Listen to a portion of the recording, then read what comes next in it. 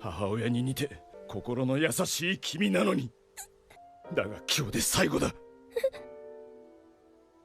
もう。チャンネル登録していい。Car D Kaizoku. This video is sponsored by GumGum.gg. Discover the latest OP10 deck list on GumGum.gg, updated daily. Be the first to see decks for new leaders as they emerge. With over 1,000 deck lists per set, GumGum.gg has all the top strategies as soon as they drop. This video is sponsored by Card Market, Europe's largest online marketplace for trading card games. Alright, it's that time again where we're going to do our speculative OP10 tier list before the set is out, so that we can see if you have a good judge of how strong a leader is just based off of our brief testing that we've done on the channel. I feel like our track record, we're not too shabby, right? We're pretty spot on most of the time, so we'll see if that still continues to prevail in OP10. I have a good feeling it will because from the looks of things on the East, OP10 looks same old from OP09, so shouldn't be too hard to make some of these wild predictions here. But yeah, let's just get started. So I have it broken down into, 6 different tiers from S to F. S tier representing the top meta, A representing meta. So these are the 2 tiers where you're going to see the most common decks that you'll see at every tournament. B is what I would consider like borderline. These decks could easily shift up to A or shift down to C. They're in like that weird middle ground where, yeah, they're strong decks, but just depending on what is popular in the meta, it could push some of their favorability like out the window. C is what I would consider rogue decks. These are decks that you'll see surprisingly top 8 every now and then. I doubt they'll ever like top 1, but you'll see these in the top tables for sure from like their diehard fans of the leaders. And then D is what I would consider off meta. These are decks that are strong, but like they pale in comparison to every other deck on the list here. But compared to everything that's not on the list that I'm going to show you, these decks stand clearly above the rest. And then the F tier is doo-doo. I'm probably only gonna put the OP10 leaders that I don't think are great into this tier, because yeah, or else this video is gonna be like an hour long and I'm gonna place like every other leader in the F tier here. You can just imagine that they're there. And then before we get started, now that I've hopefully enticed you and gotten your attention, subscribe to my channel, please. I've been feeling a little down in the dumps lately about the performance of my channel, so yeah, just would love to know that you guys still care. But I don't know, yeah, I guess like the people who already subscribed are the people who already like me, right? I just gotta get new people to like me. I don't know how I'm gonna do that, but that's for me to figure out. So let's just jump right into the video. Okay, I'm just gonna start with the OP10 leaders because yeah, that's what's gonna be new added to this list. We'll start off with Red Green Smoker here. So I think Smoker is at the moment a rogue deck. I do think it's a really strong 8-cost kid deck. It's just that 8-cost kid decks are really only great against aggro, which is like Blue Doflamingo and then like Purple Luffy and Zoro and stuff like that. In fact, I could even show you in my tool. So yeah, Red Green Smoker, on your opponent's turn, all your characters with Navy and Punk Hazard get plus 1000 power. So this isn't the 8-cost kid, but there's a lot of cool cards that do get benefit from this buff. Then activate main, you can untap 2 of your Rested Dawn if you have a 7k power or more character. So this is why it's such a great 8-cost kid deck. You always have that Dawn to either attach the kid to set up that fortress, or even leave it up for like a Radical Beam or something to protect your kid, or even like attack. And yeah, notable cards is this Chopper blocker here, right? It's a 4-cost 4k blocker. It's also a 2k counter, which can protect the kid either in hand or out on board. But on board, it's actually a 7k. So normally it's a 6k for every other leader, but since it's a Punk Hazard type character, our Smoker leader gives it plus 1000 power, so it's a 4-cost 7k blocker, right? You can see how that's kind of crazy. The only downside is it's not a 3-cost, so you can't cheat it out with the 8-cost kid. I'll show you what 8-cost kid does in a second too, just while I have this filter for Punk Hazard. There's also this new Smoker character that is pretty sweet too, right? It gives you access to another Rested Dawn that you could use for the turn. So it's 2 from your leader and then plus 1 from this Smoker character. That's 3 you have access to. And then this Smoker has Banish too, so it's always a threat, right? Any damage it deals to your opponent is trash, directly trash. It doesn't go to the hand, so it doesn't trigger either. This is a big threat card for your opponent to have to get rid of. This new Tashigi is also really great for 8-cost kid in particular, because when one of your characters, green characters other than Tashigi, would be removed from play due to your opponent's effect, you may instead rest this character. So it's another layer of protection on top of like the 2-cost Rosinante blocker, right? Rosinante blocker prevents KO. This one prevents any removal effects, so it's either bounce or bottom deck, or yeah, even KO. You can still attack into 8-cost kid. That's always a thing you can do, but then you have Rosinante to block, and then even if kid were to die from KO from an attack, you can use Rosinante even if he's rested to protect Kid too. Let me bring up all these cards so you know what I'm talking about.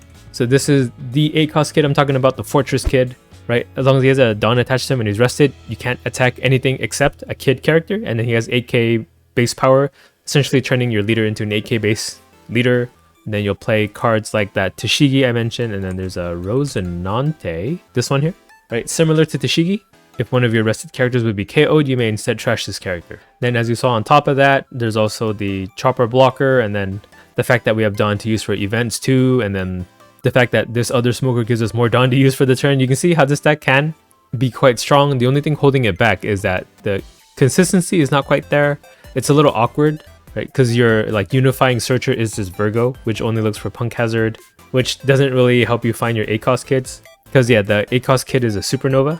He's a Supernova type, and then we're not running like a Supernova searcher in Bonnie or I guess it's just Bonnie for now. So for a deck that relies so much on 8 cost kid, we don't have a way to reliably get him. So that's kind of an issue. So that's why I feel like Rogue tier makes sense. Is this too much of an explanation? I don't know. I just wanted to use my tool to be all explaining to you guys. I'll try to be more brief for the characters that I don't really hear too much about. So up next is Red Blue Caesar. He is doo-doo from the looks of it so far. He has like 0 conversions into any meaningful results in the East. And yeah, that's just due in part to the amount of support he has, I think, because his leader ability isn't too bad, right? Dawn times 2 when attacking. If you return one of your Punk Hazard type characters with a cost of 2 or more to its owner's hand, you can kill to one of your opponent's 4,000 power or less characters. So it's kind of like removal baked into your leader ability. You just have to play a bunch of power reduction to utilize this with. The fact that you have to bounce a Punk Hazard 2 cost is what is kind of really restrictive about it, right? Because like your best debuffers are cards like this Monet from OP10 that can give 2 rested Dawn to your leader, so that lets you use your leader ability. But it's only 1k power minus from this. You have to combo it with cards like Realm Table. This is not a flexible card to use at all. Then cards like Gordon or Raise Max or Building Snake, they give minus 3k for 1 Dawn. And then the Smiley, right? You have this Caesar Clown into Smiley combo, give minus 3k to something. So I feel like the skeleton is there, but it's just not quite enough support yet to have any meaningful impact in the meta. But that's not to say that there's no hope for it, right? They just have to print some more Punk Hazard type cards. I don't know if they're ever going to revisit this archetype, because from the looks of EB02, there weren't too much, I don't think. Right, I do have EB02 loaded into this tool, and I don't see any new Punk Hazard type cards in that set. So yeah, he's an F for now, but with hopes that he could be good in the future. Up next is Sugar, also going to be a doo-doo tier leader. So Sugar, at the end of your turn, if you have a character with the Don Quixote Pirates type with the power 6,000 or more set up to one of your Dawn is active. On an opponent's turn, once per turn when you activate an event, you can set up to one of your Dawn from your Dawn deck is active. So I'll admit, I haven't tried this leader yet, but just from the sounds of the leader ability, it doesn't sound too impactful, right? You're getting 1 active Dawn at the end of your turn, and it's not ramped, it's untapped. And then when you do play an event, you ramp a Dawn. So you ramp when you play an event. And then yeah, as we see here, the red Don Quixote Pirates cards, it's like just Virgo that's going to be used in the deck. And it doesn't even search Don Quixote Pirates, it searches Punk Hazard. If we look at the purple side of things, which is where all the support is. I mean, yeah, there's a nice package with this 8 cost Doflamingo into the Rosinante. Where is he at? Here, right next to him. Right, it's kind of like a Doflamingo Taro, because you get this 8 cost body out. Then you down -1 to play out this 5 cost body. But this doesn't really help you utilize your Sugar's leader ability too much. I guess this Rosinante gives you 2 Dawn to use an event for, to ramp another Dawn on top of that. But if you're already at 8, minusing 1 Dawn going to 7 to play Doflamingo out, you would just ramp back up to 8 and then go to 10 next turn instead of being at 9. So I just feel like if you're already at 8, you don't really need to ramp anymore at this point. You would have liked to have ramped to get to this point. So something more impactful earlier on would have been nice. And then you're just having to depend on playing like events like this that aren't too great, right? This just lets you search. I guess it's a way to ramp and search since you're going to search anyway, but I don't know. But since it didn't see any meaningful impact in the East, I'm going to put it in doo-doo. So next is a leader that I have played on my channel. It's Usopp. So I think Usopp deserves to be an A. It is a contender for sure. It's a legit deck. It has quite a lot of support in it in OP10 and from the OP04 Dressrosa support. So just take a look at Usopp. Right, your cost 2 or greater Dressrosa type characters have +1 cost on your opponent's turn. Once per turn, this effect may be activated when one of your Dressrosa type characters are removed from the field by your opponent's effect or are KO'd. If you have 5 or less cards in your hand, draw a card. So yeah, it makes your board stickier. It's +1 cost universally to all your Dressrosa type characters. That makes it harder for your opponent to remove them via like their KO effects. And then on top of that, when they actually do manage to scrounge up the cost reduction to kill your characters, once per turn, per one of your removed characters, you get to replace it in hand, right? You get to draw a card when it dies. Not even when it dies, whenever it gets removed from the field. So it could be bounce or it could be bottom deck too, that counts as well. And yeah, it just has such a solid package to pull from already. So in OP10, it has this insane Rebecca into like Kairos combo, right? This Rebecca lets you play a 7 cost and then like a 4 drop, a 7 and a 4, and she herself is a 7 drop, but she's a 4k power character. It's kind of like a balanced Gekkomoria. But yeah, you'll play Rebecca and then you'll play out Kairos, and then for the 4 drop part, there's where's that guy? There's Zoro. This Zoro is a menace. On play, you can rest up to one of your Dressrosa type leaders or stages, K up to one of your opponent's 4 cost or lower characters, and then place the top 2 cards of your deck into the trash. So yeah, you'll bounce a 5 drop with Kairos, and he's a 9k attacker, and then you'll have Zoro to pop a 4 drop. And then if you have Corrida Coliseum, the stage card, it lets your characters attack rested characters on the turn that they're played. So you have like a 9k swing from this Kairos for whatever's left on the board. So you can see it is insane how much damage you can do for 7. It's a incredibly strong board equalizer that only Usopp has access to, because there has to be another 8 cost or greater character in play when you play this Rebecca. But she herself is 7, right? The reason Usopp can use it really well is because, yeah, he gives all of your Dressrosa type characters +1 cost.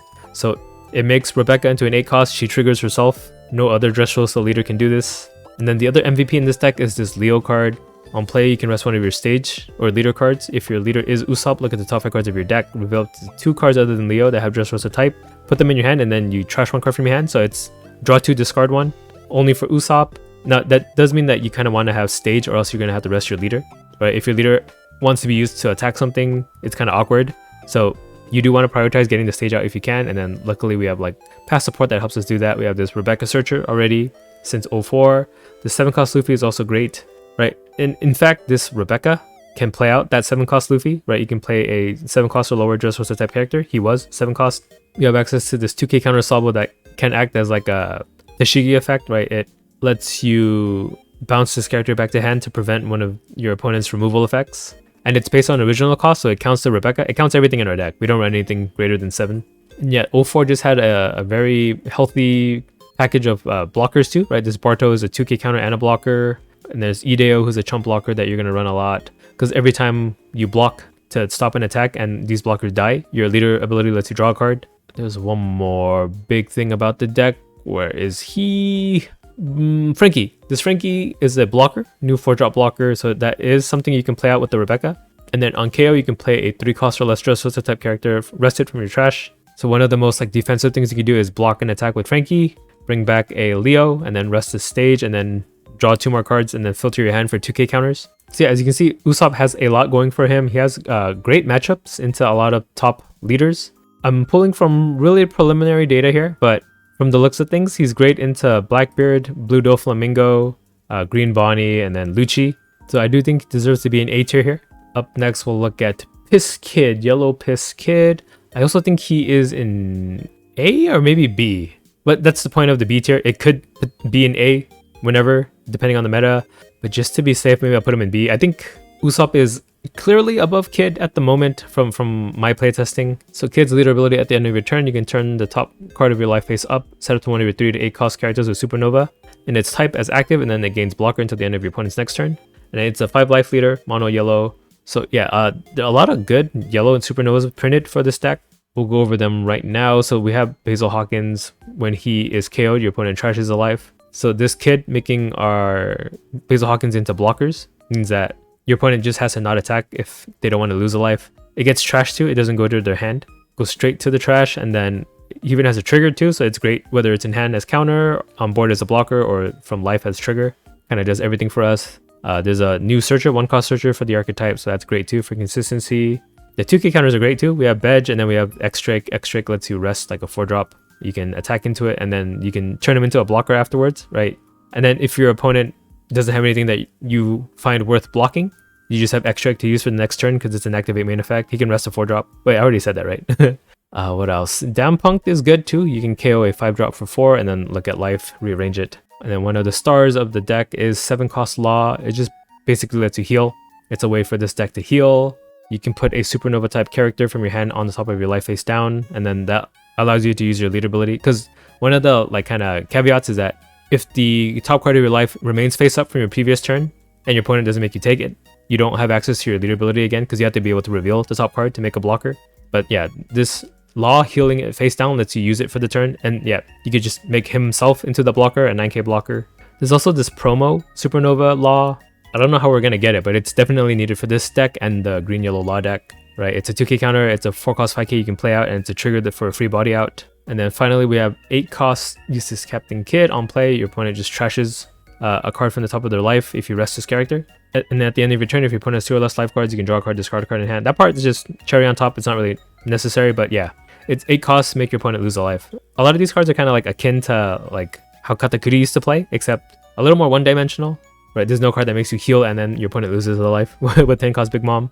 But the fact that we can turn any of these like laws or kids into blockers afterwards sets it apart from Katakuri. So just the fact that we're able to make your opponent lose life, guaranteed no matter what, he belongs in B because of that. And lastly, for the OP10 leaders, we have green, yellow, Law. So I might put him in also borderline. Right, I can see him going up sometimes or even going down sometimes. We have him up here, so Dawn times 1 activate main once per turn. If the total cost of the characters on board is 5 or more, you can return one of your characters to your hand and then reveal the top card of your life. And if that card is a Supernova type character with the cost of 5 or less, you can play it out. So it's kind of like, it's a weird mishmash of like Board Swarm plus healing plus replaying your characters, replaying a lot of your searchers, plus defending 8 cost Kid. From what I've seen, I think the 8 cost Kid variant of this deck is a lot more safe, because you are having to like take a life whenever you're playing a character out. So eventually you're going to be at 0.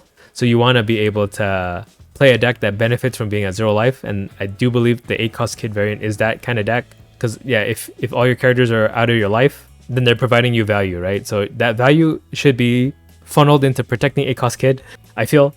And then the stars of the deck are this Bonnie. It's a blocker for 3, and then on play you get add the top or bottom card of your life to your hand and place a 5 cost Supernova type back on top face up.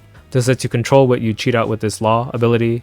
And then this Luffy is actually an MVP in this deck. You're going to be like bouncing him back to your hand, replaying him a lot, filling your hand with more counters or more cards to play, more blockers to protect your kid. You may run this Zoro. I've seen some people run it. And then Uruj is a vanilla that you can use your leader ability with. Oh yeah, this badge is made for green, yellow, Law too. It does the same thing as Bonnie. And it's a 2k counter. And then the star is an old card from OP01. This 5 cost blocker Law is something you can cheat out with your leader ability. You could bounce the searcher Luffy back to hand, replay it out, draw a bunch of cards that way, all to protect this guy that we went over earlier. And then Cavendish is a great target too, right? You can cheat him out from your life and then you'll get access to 2 more Dawn because he gives you 2 Dawn back on play. There's also this Bonnie you can consider. It makes one of your opponent's rested characters with Dawn stay rested. Then of course we have the Bonnie Searcher. So we have dual Searcher in this color combination.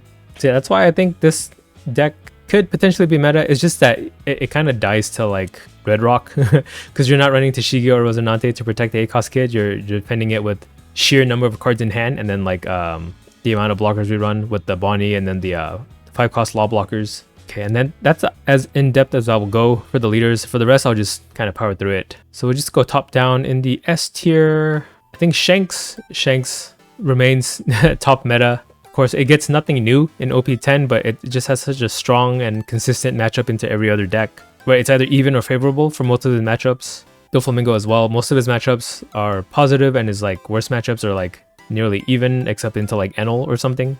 I do think Usopp is good into blue Doflamingo though, so that could change how well he does at top tables. And then I do think Blackbeard now is a truly S tier contender. He got some new cards in OP10 actually. Well, let's go over that real quick. It's mainly just 2 cards, right? It's just 5 cost Kuzan. So this character cannot be removed from the field by your opponent's effects, so it can't be bounced, can't be bottom deck, can't be KO'd.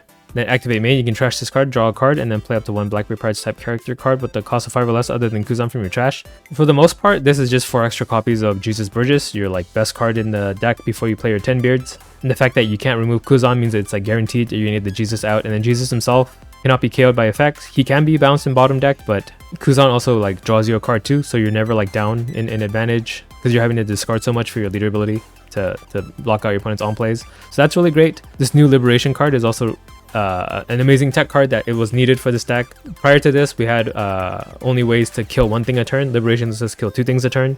For 6 Dawn, on main, if you have 2 or more characters less than your opponent, heal up to one of your opponent's characters with an original cost of 6 or less and an original cost of 4 or less. So yeah, this is great against swarm decks like Blue Doflamingo and Purple Luffy. This is also great against the Black Mirror. There's a lot of black decks that can like plus cost to the characters to make it out of your KO range. It makes it harder for your dot Q to hit something.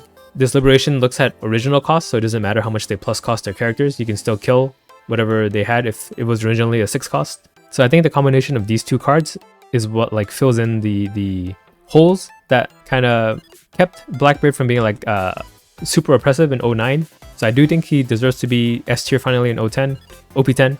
I think I'll cap that as S tier. I'm not sure if I should put Purple Luffy up here, just because Purple Luffy has a kind of dookie matchup into Blue Doflamingo and then a little bit unfavorable into Shanks. But he does beat Blackbeard. Does that mean he deserves to be up here? I guess so. We'll put Purple Luffy up here. He gets nothing new in O10, but he just has such a strong package already with the Luffy Taros into the Songoros and the Zorojuros, and then Gungam Giant's like the best defensive counter, and the fact that he can guarantee ramp, so it's like consistent. The only thing keeping him down is that his going first matchup is like disproportionately higher than his going second matchup, so it really depends if you can win the dice roll, right? I think Purple Luffy going first into Blue Doflamingo has a chance, but if you go second into Blue Doflamingo, it's like an auto lose. And with that, I think I'll cap off the S tier there. So moving on to the A tier, where's that guy? I do think Lucci is still relevant. It's great into Blue Doflamingo. It can handle Shanks' bodies quite well, and it's traditionally good into Purple Luffy. It does get shut down by Teach, and then since Teach is turbo buffed right now, I think there will be more Teaches in tournaments, so it might be hard to get a foot in the door with Lucci at the moment. I think Red Purple Luffy belongs here too. It's always a strong deck that if left like undisturbed can like really take away the game. But if you mess with his early ramp, it's just hard for him to get to that 8 Dawn breakpoint that he needs to get at the time he needs to get to it.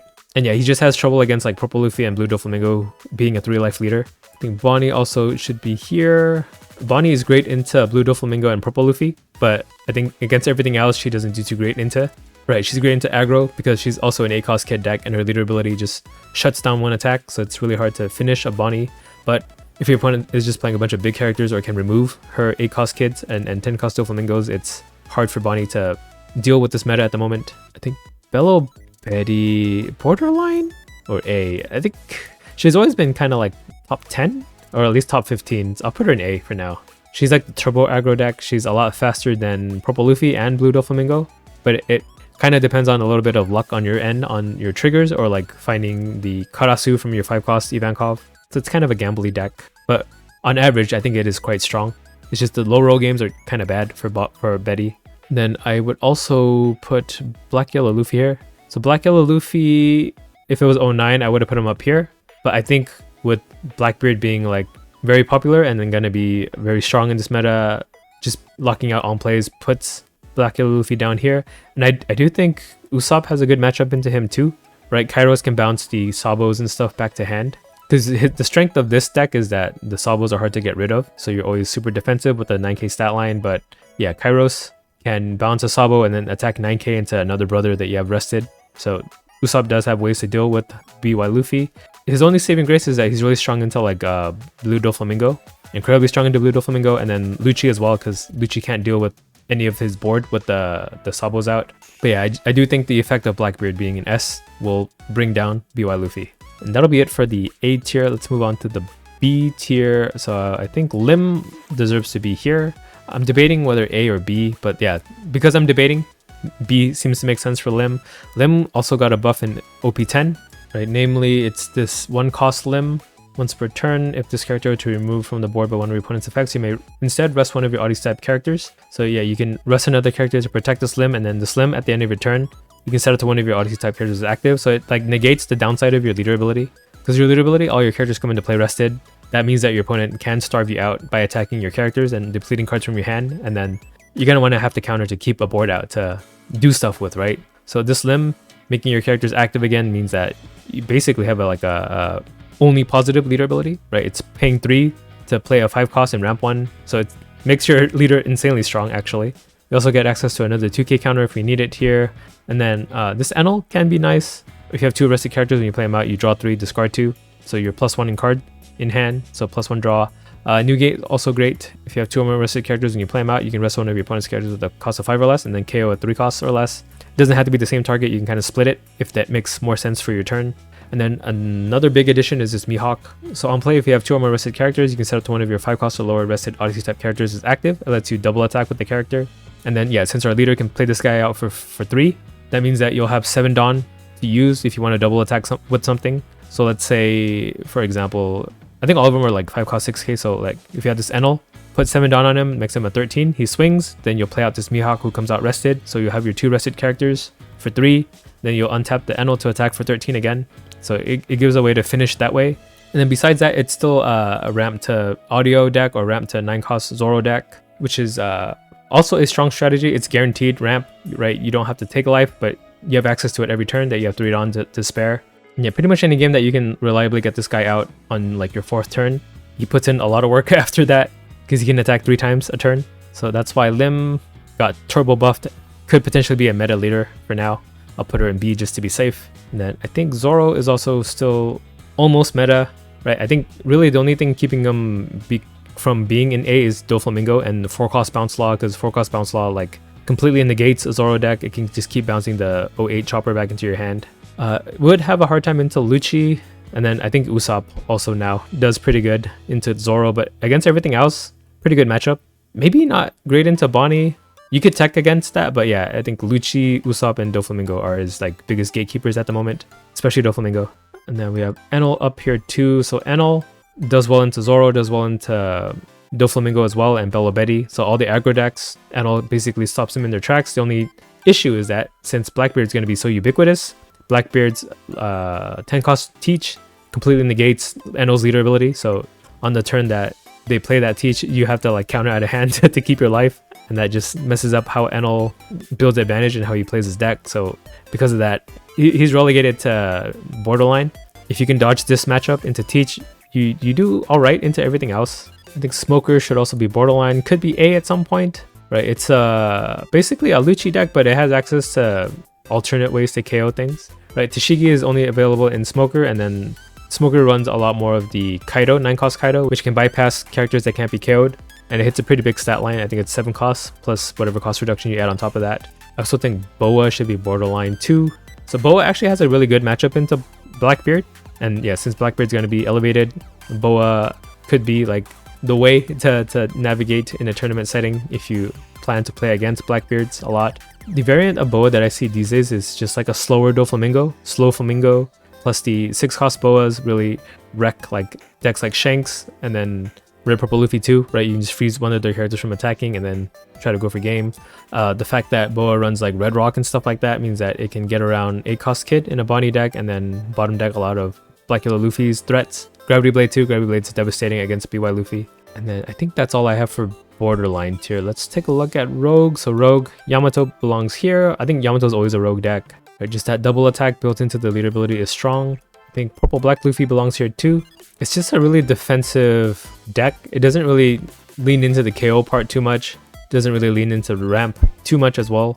But you're playing 8 cost Kakamori out a lot to replay Frankie's, and then your 9 cost or your 10 cost Secret Luffy's. I think Yellow Katakuri can never be lower than Rogue every meta. Foxy also can be an interesting pick. He doesn't rely on plays too much, so it can like contend with Blackbeard, and then it shuts down Blue Doflamingo because you're able to like keep his characters rested. Same with leaders that like to play big characters like Shanks and Red Purple Luffy. Marco should belong here too, I think. I think it's a strong deck, but not like completely there. Reiju too. I was thinking Reiju might be borderline, but for now I'll put it in Rogue just to be safe. Reiju gets a new searcher in the form of this Sanji here. OP10 1 cost Sanji. So that helps you find your Ichijis even more, right? Because your deck is just revolving around finding these 2 cards and then Reiju to refill your hand. So now you have another 4 cards to search on top of the stage, on top of the event if you still run it, or maybe this just replaces the event. And then Sorta is also another 4 copies of it if these cards are already in your trash. There's also like a new Foxy 2k counter. This one here in OP10. You can replace your Gina's with it. It's a little better than Gina because what Gina does is let you ramp a Dawn, but only if you're a Foxy Pirate type leader, so you can't really use Gina. Foxy 2k counter you can universally use because you can trash this character, and then if you have less Dawn on your opponent, you can draw a card at the very least. So that's something you can play out with your Portia, right? Either you play out the 4 cost Ichiji or this Chopper or Foxy to hand to keep as a 2k, or you could play them out and draw a card. Not bad, right? And then that's all I had for Rogue, so the rest of these are off meta. So Robin, I believe, is off meta. She has Banish baked into her leader ability, but I think just the support for her deck is kind of weird. There's no like unifying theme. And then Perona here too. I think Buggy also is off meta. Buggy does have access to the promo now in OP10, but that card is only good into like Blue Doflamingo because it prevents 3 and 4 drops from attacking you. I guess yeah, it poops on Bello Betty as well and Zoro. But it's hard counters for these 3 decks, and then it's still like a kind of bad Buggy deck into every other deck.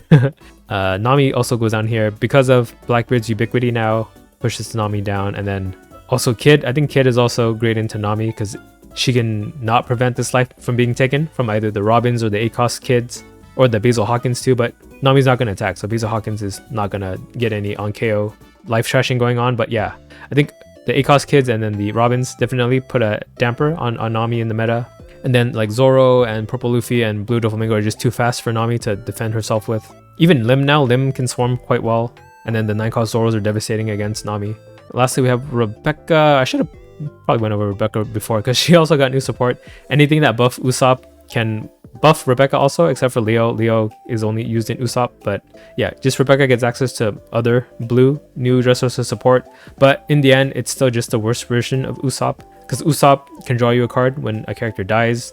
Rebecca, you have to pay like 2 Dawn to get that card draw. So wait, is it 2? I forgot. It's been a while. Or 1 Dawn, sorry.